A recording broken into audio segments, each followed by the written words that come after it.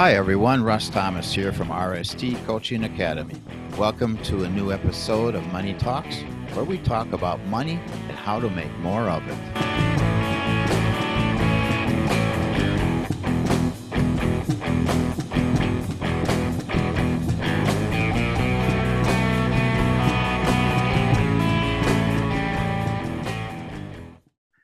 So hello, everybody out there on internet land, on the Money Talks podcast and the Roku channel, as well as we are now on Amazon Fire.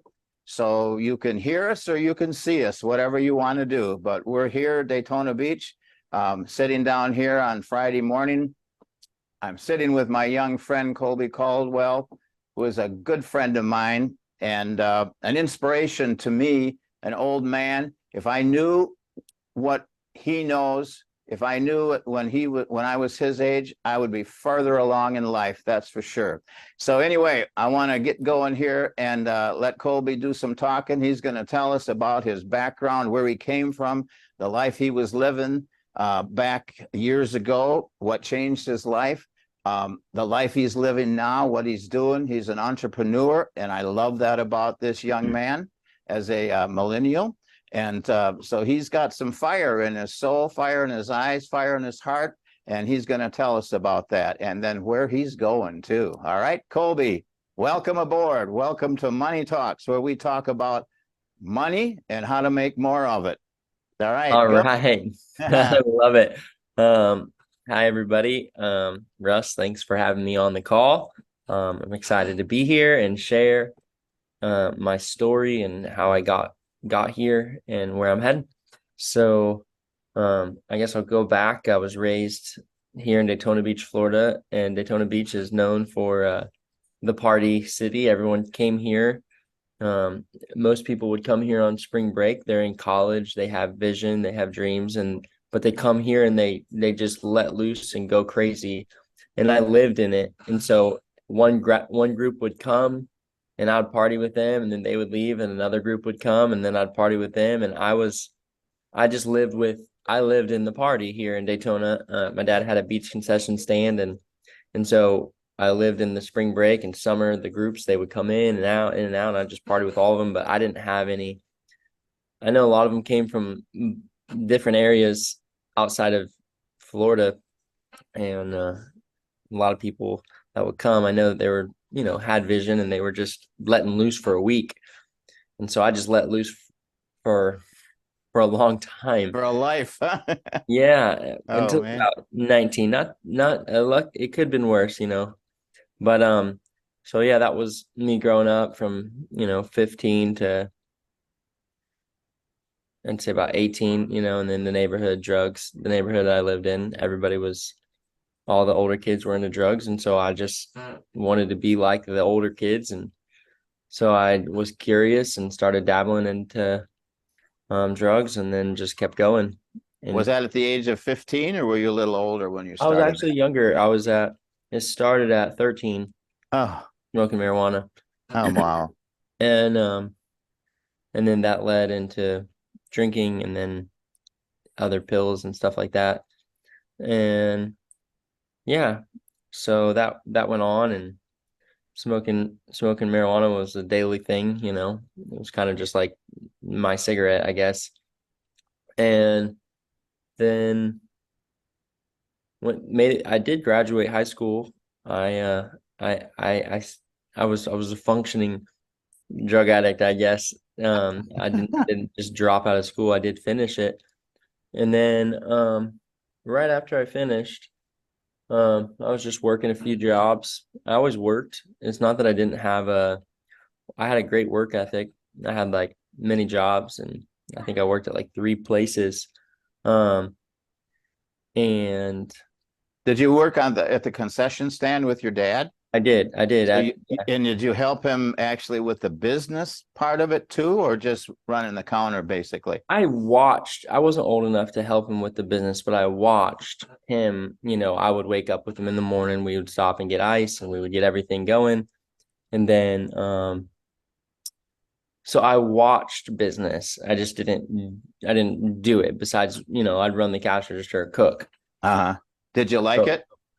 I loved it. I had a Yeah, good cool. time. It was fun. It was really Yeah. fun.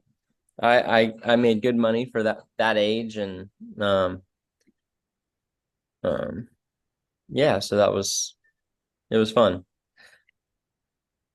And then, And then at I think at 18 or 19, um I was just my dad actually had passed away, so I wasn't working that, and he had sold it about 6 months before that.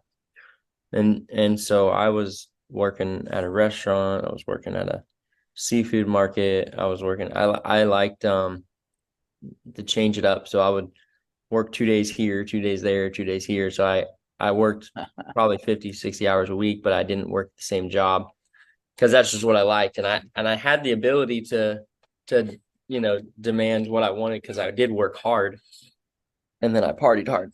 and then you like the variety, I suppose. I That's why did. you I you did. did the 3 jobs. Uh-huh. Yeah. I All did. right. I did.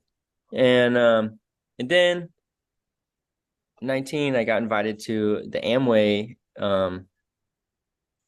weekend. I got invited into an Amway business, and I don't really remember the business plan, but I did was like, well, sure. I was like I said, I had that work ethic like built into me. So I was like, oh, sure, something that I could do on the side. I'll look into it. Uh-huh. And I didn't really do anything. And then the girl that invited me to a conference, which that's where my life really got changed.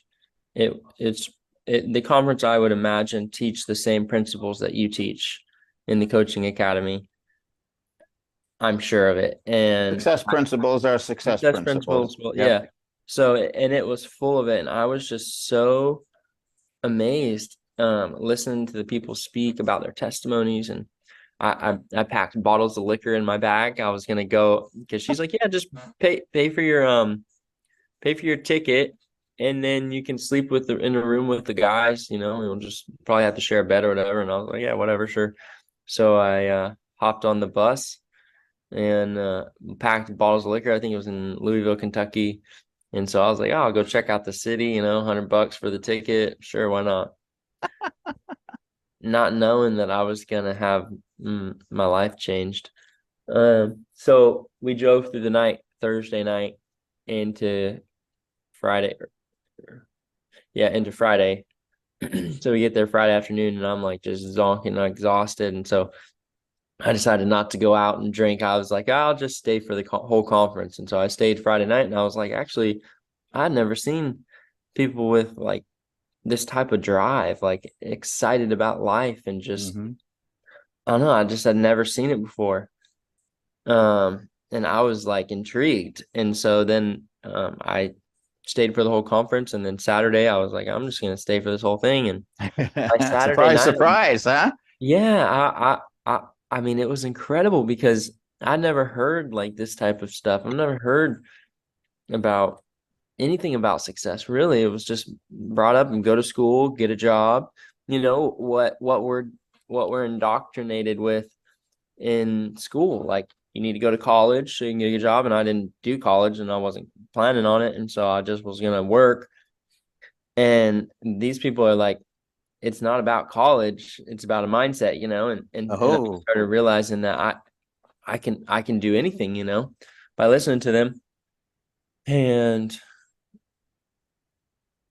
so Saturday night, the group that I was a part of was actually a Christian organization.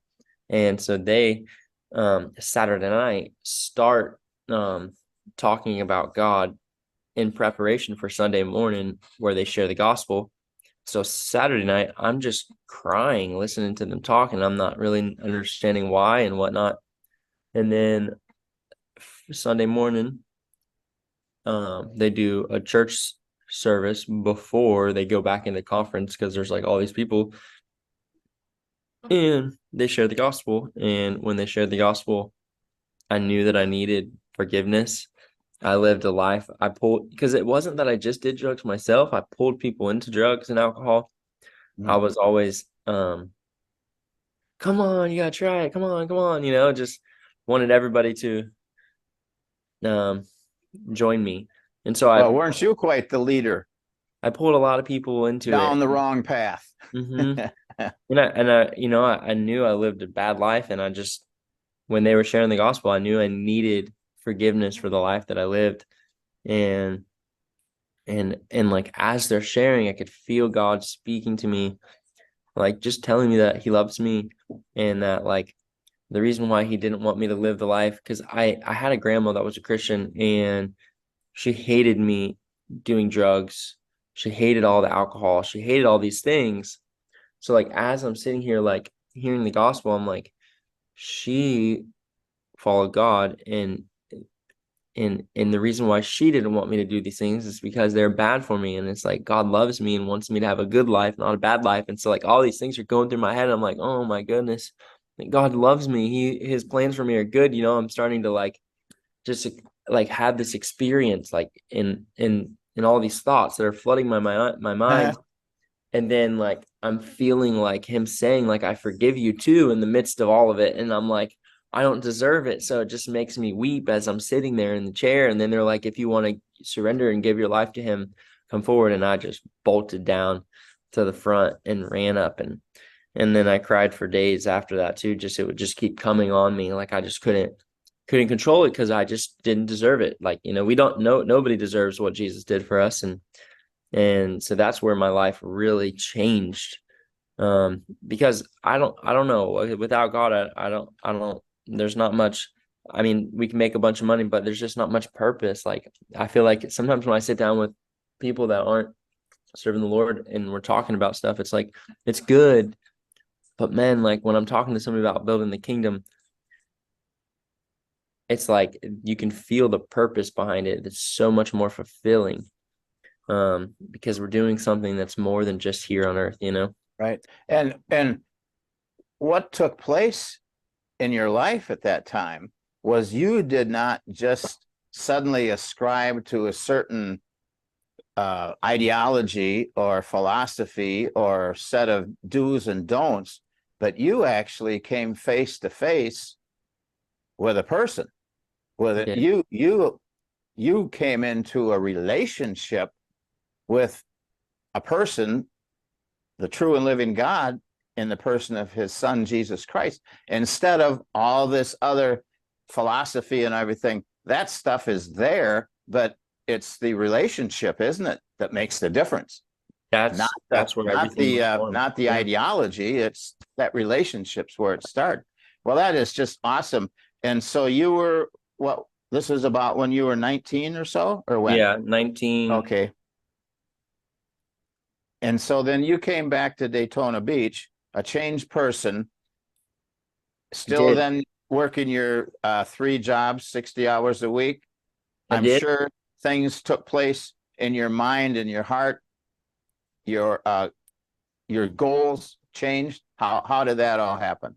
Yeah, because in the same weekend when I meet Jesus, I also like want to become successful, because I'm around all these successful people. So it's Ah. like, it was a marry between like, which I think is so healthy, because like we can become a Christian and then we just sit in our same community, and then we end up falling away because we don't have vision and we're not doing anything. And I feel like that's kind of like what like the Lord used to kind of like pull me through, because I meet this man, Jesus, and then I come back and I still don't, it's not like poof, I'm in a new land. I come back to my same reality where all my roommates are drug addicts, all of my friends are alcoholics. Like, so it's not like I'm in this new world. I come back and I feel different, and I'm actually like I want to do something big with my life. And so like, because of that, I feel like I was like looking at everybody around me and like, I don't want to be like anybody I'm around, like, because that was one of the things they talked about, is like, who you're hanging out with is who you're going to become. So you hang out with all these alcoholics, like you're going to become an alcoholic. Like, it's just, and so like, I had to make a decision, like, and I did, like, I'm like, I don't want to be like, and I had friends that were all older than me too. A lot of them were like, like 10 years older. So they're in their 30s. And I'm like, there is no way I'm at 19, 20. Like, I do not want to be where they're at in 10 years. We're in the same boat, you know? I remember Uh-huh. having all those thoughts, and but I also like came back, and I remember like when you're saying I didn't have any ideology, I came back, and the only place that I'd go on a Friday night was the bar. So like Friday night, I went to the bar, and I get back, and I'm like telling everybody, I'm like, you got to meet this man, Jesus. He's amazing. He loves you guys. Like, and I'm having a beer, but like I'm like in my heart, I'm like celebrating the Lord and like telling them like Jesus loves you. He's amazing. And like, so there's a season of like this where I'm like walking with the Lord, but still kind of dabbling back and forth. Mhm. And like you said, there's like this relationship, and I could feel like the Lord speaking to me, like, you don't want to be doing these things. And I would listen, and I'd stop that, but it took like a couple months. Um, but yeah, so then I was working for fish market. I was working at a restaurant. I was working at a baby food factory. And then one day a week, I was also mowing lawns with an older man that was just a super nice guy. And so like after like a month of following Jesus and like having this new mindset, I started having money that I never had before because I spent all my money on alcohol and drugs. So like where I would, get my paychecks and they would be gone by the time I got my next paycheck. That's how I lived. Like there was never like stashing up anything like at all. And so then like I like have a couple $1,000s in my bank account. I'm like, I've never had this before. Like this is crazy. And so when that happened, I'm like, I need to do something. Like, so because I was mowing lawns with this guy, I asked him, I'm like, can I buy some of your equipment? Because he had a bunch of equipment. I'm like, can I buy some of your equipment? So I started buying equipment, started mowing lawns, and and I started one day a week. And then that's where like I started I was building the Amway business at the same time. And then I started building the lawn service at the same time as that. Probably took about a year until I was like full-time mowing lawns for myself. And this is where I like shifted from employee to business, I guess. And people always ask like, well, how do you start? And I'm like, just do it, like Starts with a I dream, didn't, starts with a passion, it starts with a does. commitment, doesn't it? I think that there's always like these roadblocks because of the unknown.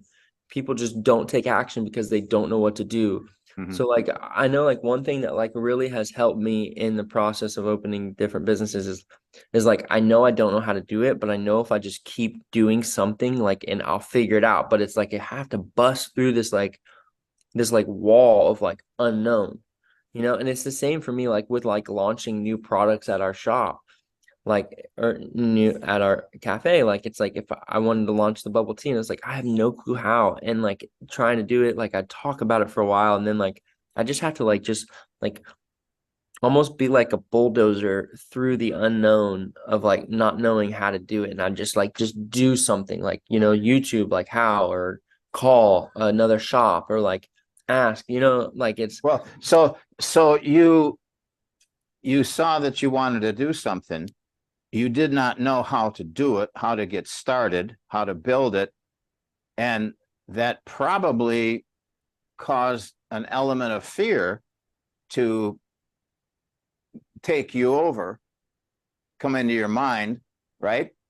Fear of the unknown, fear of not knowing. But yeah, then maybe it's fear.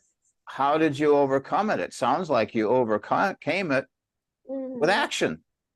Yeah, and that's exactly it. Yeah. That's exactly it. It's just I had to take action. And when I took action, this is exactly what broke me um through that barrier. So I gotta get my son some water. He's water.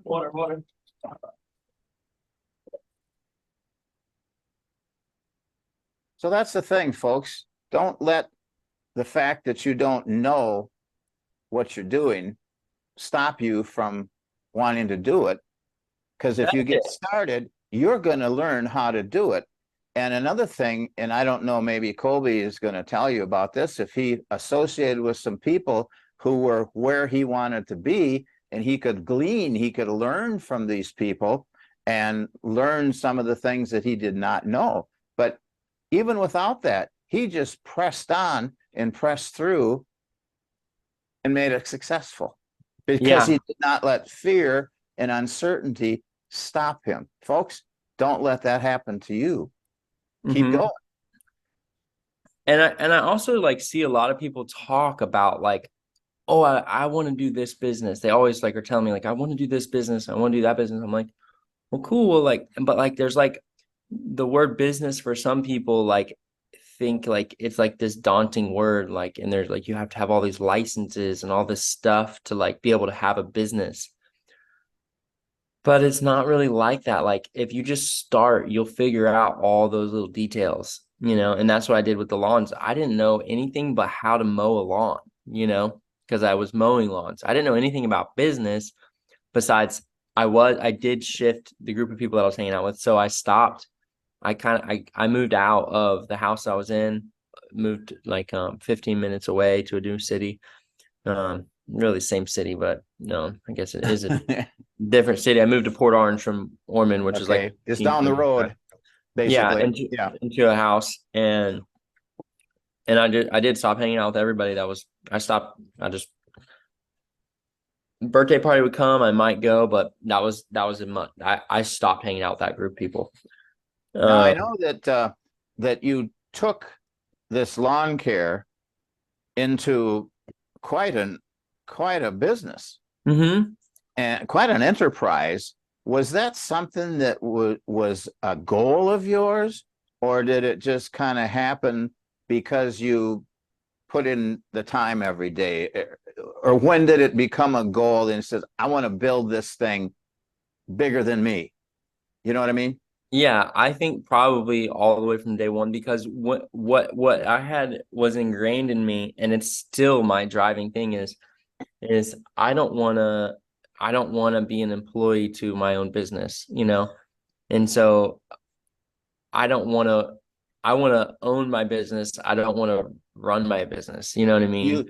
You want to run the business and not have the business run you. You want to own the business and not have the business own you. Yeah, and there's a lot of people that are stuck being an employee to their business, and that was one thing that I got from the Amway group that very first week. And then I that's who I associated with too, by the way, is I left the whole community. I just hung out with all the Amway people that were building the Amway business. That was my community, and everybody was. And so the mindset in that group is let's be free, and let's be free from having to work a job. Let's be free and to be able to do what you want when you want. Like, and so this has always been like when I started mowing lawns, I don't want to be mowing lawns. I just want to. So I think from day one, I had this like, and it's still it's like in me. Like, if I want to go to my shop, it's because I want to go to my shop. You know what I mean? I don't want to go to my shop because I have to go work it. And if I have to, I will. And I do. I'm okay with working. I want to work, but it's just, I don't want to have to. I want to be free to do what I want when I want. And so that's what started me. Like that was where my mindset started when I started my lawn service. So that's how it grew to where it grew. So you had a plan when you started. You didn't trust it, leave it to happenstance, but you had the plan and you worked the plan and you did what you needed to do. You hired other people, delegated things to other people. So it wasn't all revolving around Colby. So fast forward now. You don't have that business anymore. You're into something else. So tell us about that transition from selling the lawn service and what you're doing now. Yeah, so it's honestly a God thing. I felt like God was telling me to step out of the company that I had built, which was really hard to do. I felt like he was speaking to me in my heart. Like I could feel it, like he's saying, like, lay this thing down. But like, you know, this is where definitely fear came in for me, for sure, because I have a family at this point, and I'm like, it's the only thing I really know. I've been doing it for 10 years, and it was finally like very successful in my opinion. Like I had 3 crews running, and it was perfect. We branched out into landscaping, artificial turf, and lighting, and all these things, and irrigation. And so I had like the full landscape crews, and so it was hard because like it was perfect. We were looking for houses, like our dream house, and I just felt like the Lord was saying like it's time to lay this thing down. And so this is where like business and Christian, like for me, like Jesus is like my leader, and so like I felt like he was leading me into, which was so hard, but I did it after a little bit of like I feel like him twisting my arm a little bit. and So and there was a bit of obedience there, that even with the fear factor, you knew what you had to do, and you did it because you wanted to obey and do the right thing, yeah, knowing that ultimately it was going to be the best thing. it really was. I Yeah. remember, so I stepped out and we bought a house right before that, that we had. So in that process of the Lord telling me to sell, we also felt like he told us to move into an RV. So we moved into an RV and traveled around for a period of time. And the house that I purchased, I put on Airbnb. And then I had another house already, and I put that on Airbnb. So I had these two short-term rental properties, one that was producing incredible, like was just amazing. It's like on the beach, and I had re-landscaped the whole thing, put a putting green in. I mean, it was just a decked out house. So a few months into, after we closed on the selling of the landscape company, I'm just in the middle of the day at the park with my kids, and just like, man, these houses produced a better salary than my landscape company had given me. Wow. Which How about that? I was shocked, and I had no idea at the time that I was going to even do Airbnb. I didn't have, this was not on my radar because I was just doing the landscaping and it required me, because I just did the designs. I designed all the jobs. That was like, and I had to keep designing every week. So I was still stuck in that. I didn't have an employee to do the designs. And that was a trickier thing to find, although I could have found that person. But that's where I was at. And so I'm just like, I'm not doing any designs. I'm not doing any work. And I'm like, have a better salary. I'm like, wow, like, I'm really glad that I followed the leading of the Lord. As hard as it may have been at the time. Yeah. I remember thinking So then all of a sudden, even fast forward a little from there, you're in a whole new enterprise, totally different from the landscaping, but maybe not so different from other things that you had done previously for your dad and for these restaurants, right? So tell us quickly about that, which is basically where you're at today, right? Yeah. So we still have the Airbnb properties going, and we're looking at opening another one. And then we also just opened up a cafe. And we started with acai bowls and kombucha. We have a kombucha bar and coffee and tea and all that. And now we're opening up into sandwiches, and going to be kind of more of a lunch brunch type of stop. So that's what we're doing now. And this, by the way, folks, is on South Beach Street in downtown Daytona Beach, called The Porch. 212 South Beach Street is where this is located. And it's some of this stuff's kind of exotic, like kombucha and all this. I don't know. It's beyond me. My wife likes the kombucha. I'm not a coffee drinker, but I've started drinking their lattes, and they're really great, as long as they put enough flavor in there that I don't taste the coffee. But anyway, so that's what they're doing now. And you're using that to generate some cash flow for the family. And it sounds to me like you're giving.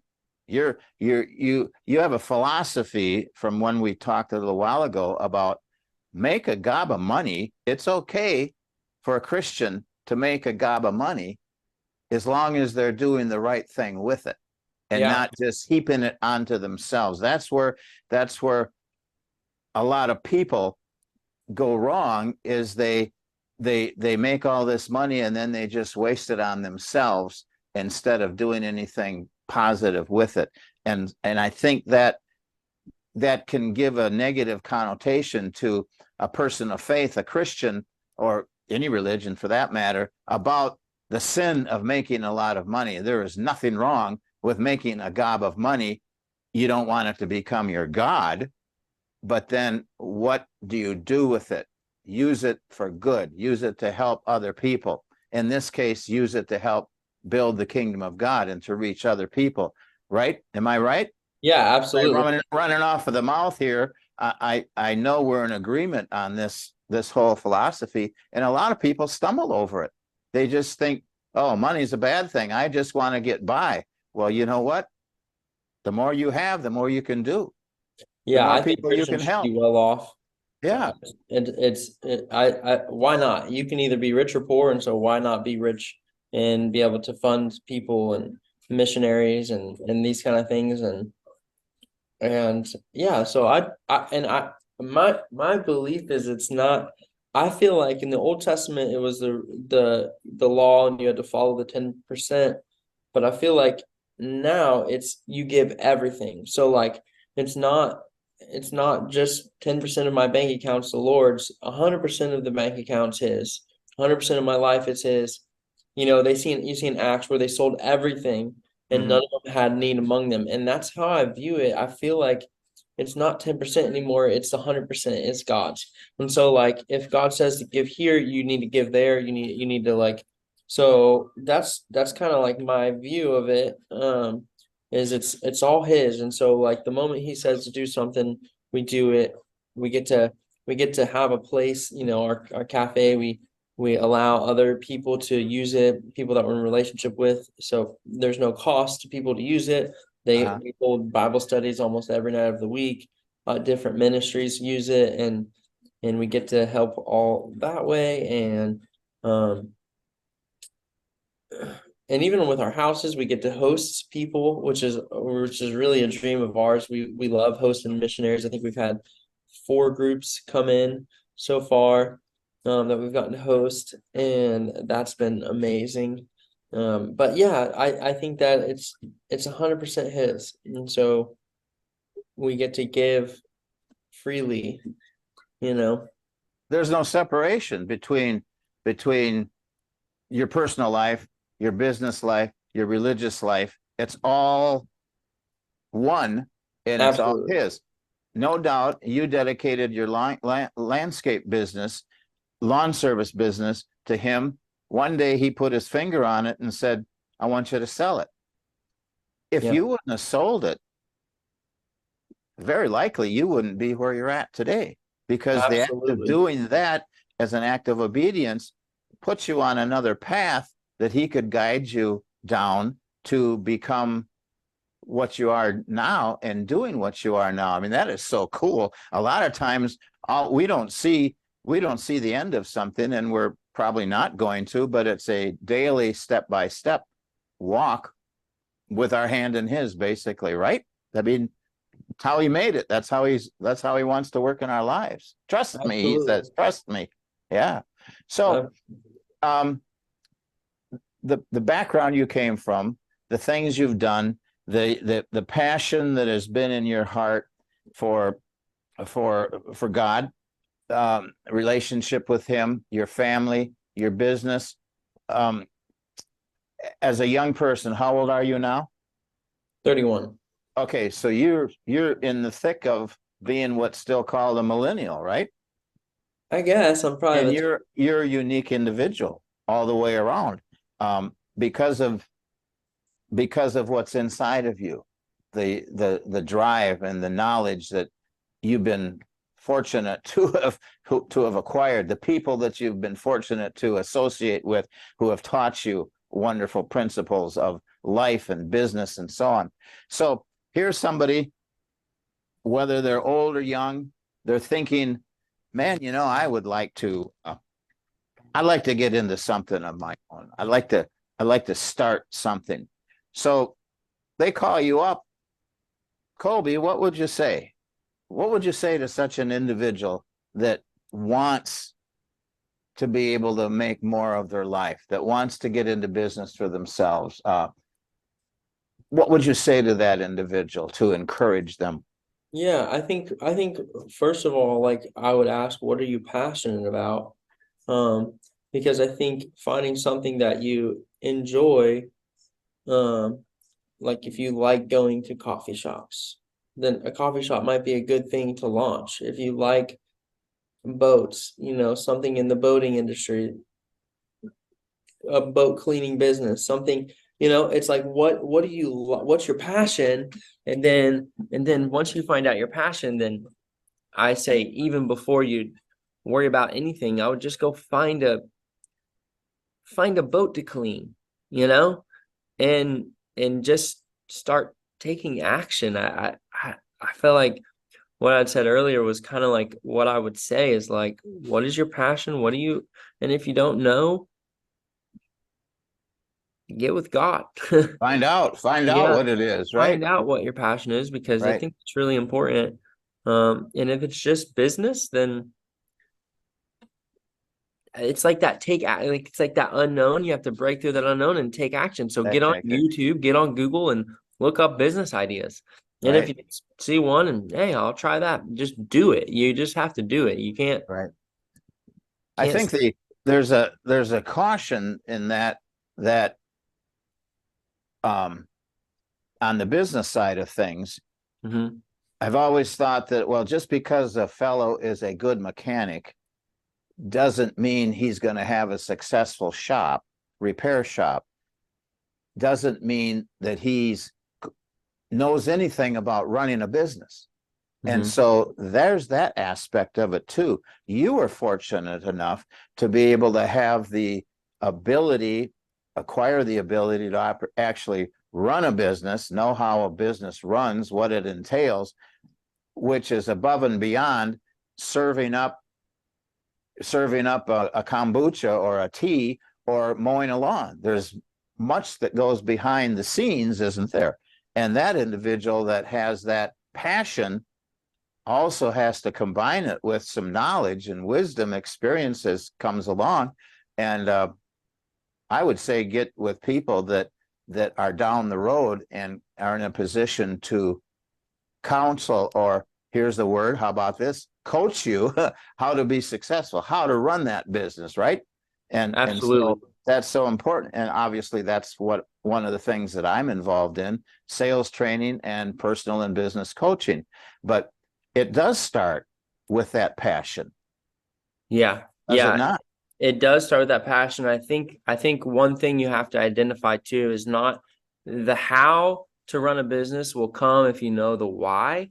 And so like I feel like you have to know why you're doing. So if you're, like for me, my why is because I want to be with my family. I don't want to be tied to a job. So this was my why. My why was to be free from having to work a job, free from the ties of that. So like I had my why. So the how you figure out if you like solidify the why and you have the right thinking. So it's like you don't have to know how to run a business if you have the mindset of like I'm gonna know how. You know what I mean? So you get around people that know how, and like if you have the mindset of I'm gonna figure it out, then this mindset of I'm gonna figure it out, it's gonna automatically draw you to people like a coaching account. It's going to draw you to people that's going to teach you what you need to know. So it's really like this mental like thing like of like I'm gonna do it. I'm gonna figure out how. I'm gonna have a backbone. I'm not gonna be a wimp when it doesn't work out. And I end up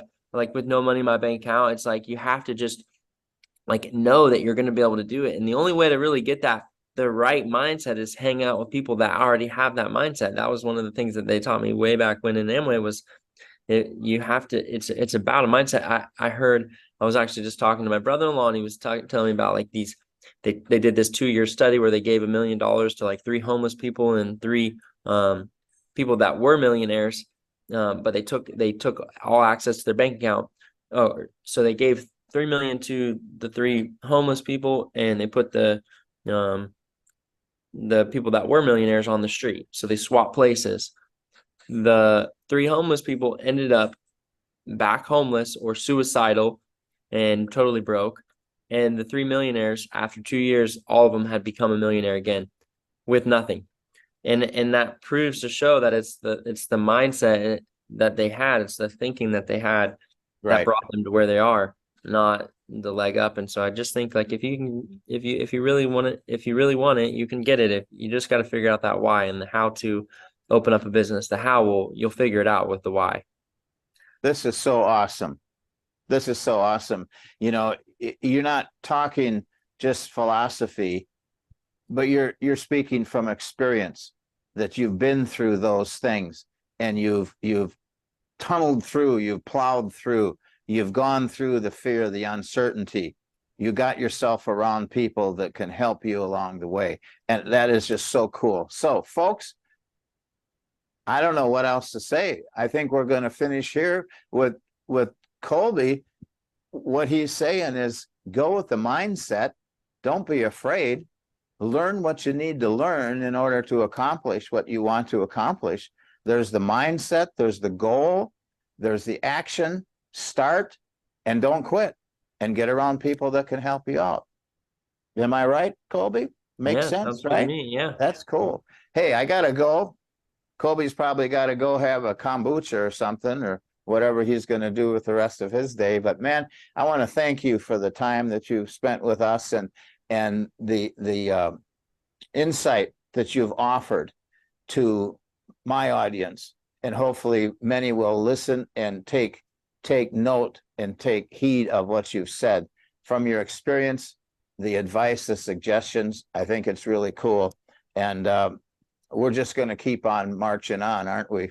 Going to march on for the kingdom. We're going to march on in business. We're going to march on with our families. You know, one of the things we're supposed to do is leave a legacy for our children and our children's children, an inheritance for our children and our children's children. Well, if we're broke in mind, spirit, and finances, there's not going to be much of a legacy or inheritance we're going to be able to leave. I mean, so we owe it to ourselves. Grant Cardone, who was one of my main mentors, says it's your obligation, responsibility, and duty to be successful. You owe it to yourself, you owe it to your family, you owe it to your country, your city, your state, your church. We're just supposed to get that way. We were made to do great things, and it's our mindsets that stop us all too often. So, any final comments before we sign off, Colby? Well, the beautiful thing about what you just said is that you can change your mindset, you know. So I love what you just said, and the beautiful thing of it is anybody can change their mindset through coaching, books, and just the desire to have it. So I bless everybody that's watching, and I hope that that you would make a decision today to change your life, and no matter what it looks like, and no matter what it costs, and no matter what it is, and more importantly than that you would accept Jesus as your Lord and Savior, because he will lead you, he'll guide you, and his plans for you are good, just like they are mine and are for me, like how he spoke to me. And so my hopes is that everybody watching would know Jesus above it all, and then make a bunch of money. That's so we right. can bless people.